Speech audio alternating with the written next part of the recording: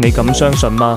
珠海十字門居然有一套無敵海景的大平層，對面就是澳門，隔壁就是黃琴，客廳是7米多的一個大開間，非常大氣，做了雙套房的一個設計，帶有飄窗，採光通風做得很到位。房子建築面積185平，實際使用面積185平，100%的使用率啊！整個戶型方正，南北通透，陽台達到整7米長啊！直接望出去可以看到無敵的一個海景景觀，樓下還有山景的景觀，景觀非常漂亮啊！住起來心情都是非常愉快的，大豪裝的一個交付，交標非常高啊！負1樓就有會所、健身房、室內室外的游泳池，配套很完善。住在這邊生活都是非常便利的，整體做了4房的格局，就算一家4口人過來居也是住的十分舒適。